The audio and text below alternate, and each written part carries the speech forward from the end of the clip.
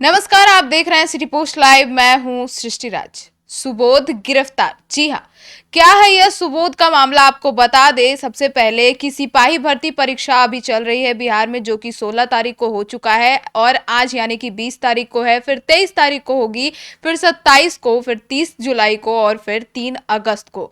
लेकिन इसी मामले की कड़ी के बीच अब एक नया खुलासा हुआ है, जिसमें एक सुबोध नाम के व्यक्ति 6 लाख रुपए की घूस लेकर लोगों को भर्ती कराते थे। क्या है पूरा मामला, इसके ऊपर जानकारी देंगे हमारे साथ उपस्थित सिटी पोस्ट लाइव के संपादक दीपक शर्मा। देखिए, सुबोध की गिरफ्तारी हो चुकी है और यह सुबोध जो है यह 6 लाख रुपए लेकर सिपाही बनवाता था। लेकिन बनवाता भी था या ऐसे ही 6 लाख ले आता था, मतलब लोगों से सिर्फ 6 लाख ले आता था या किसी को सिपाही इसने बनवाया भी है, इसकी जांच पुलिस कर रही है। सुबोध की गिरफ्तारी हो चुकी है और भी कुछ लोगों की इस मामले में गिरफ्तारी हो चुकी है। हम आपको, जो हमारे संवाददाता ने इस सिपाही भर्ती परीक्षा में जो गड़बड़झाला करने की कोशिश इसने की है और कई अभ्यर्थियों से 6-6 लाख रुपए लिए हैं। हालांकि यह कह रहा है कि हम इस बार की सिपाही भर्ती परीक्षा में मेरा कोई हाथ नहीं है, पिछली बार की सिपाही भर्ती परीक्षा में पैसे मैंने वसूलने की कोशिश की अभ्यर्थियों से बहाली कराने के नाम पर। तो सेटिंग कराकर अभ्यर्थियों को बिहार पुलिस में सिपाही की नौकरी दिलवाने की कोशिश करता था।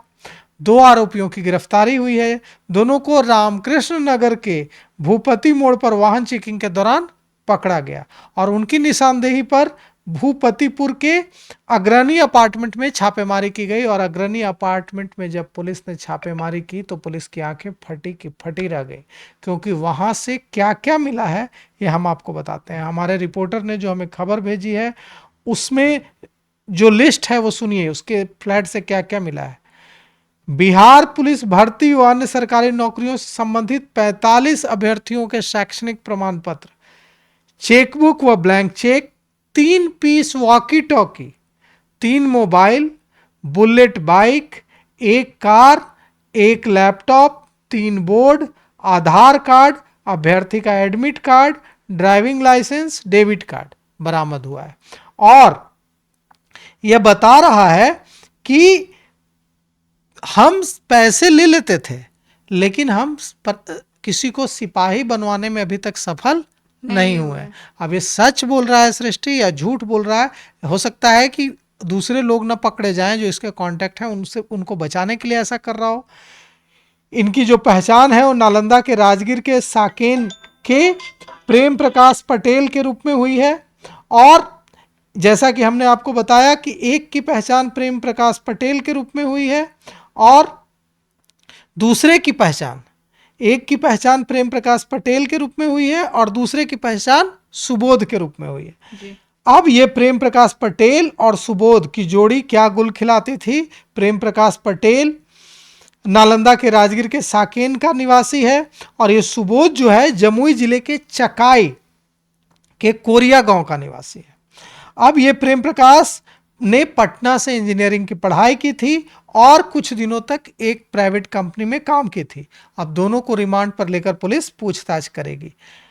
हमारे रिपोर्टर ने जो हमें खबर भेजी है उसके मुताबिक वॉकी टॉकी और ये सारे प्रमाण पत्र देखकर, शैक्षणिक प्रमाण पत्र देखकर वहां छापा मारने गई पुलिस के भी होश उड़ गए कि इतने कागजात, इतने वॉकी टॉकी, इतने सेंसिटिव डॉक्यूमेंट्स कैसे आए इनके पास। अब ये लोग अग्रणी अपार्टमेंट के फ्लैट नंबर 202 में रहते थे। हालांकि प्रेम प्रकाश और सुबोध ने जो जानकारी दी है वो डराने वाला है। वह जानकारी में बताया जा रहा है कि हमने कई सारे अभ्यर्थियों से पैसे ले लिए, पैसे तो उनसे वसूल लिए, लेकिन हम उनका सिपाही में उनकी बहाली नहीं करा पाए, इसलिए सारे लोग हमसे पैसे वापस मांग रहे थे और इसी डर से हम यहाँ छिपकर बैठे हुए थे।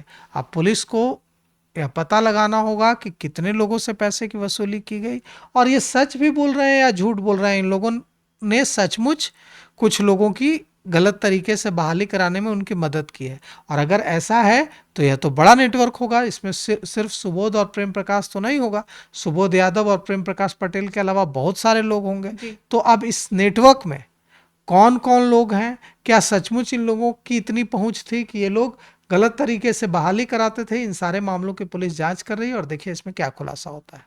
तो सुना आपने हमारे संपादक दीपक शर्मा जी को कि क्या कुछ उन्होंने जानकारी दी इस मुद्दे पर। तो फिलहाल इस खबर में इतना ही। आगे की खबरों के लिए देखते रहिए सिटी पोस्ट लाइव। तब तक के लिए धन्यवाद।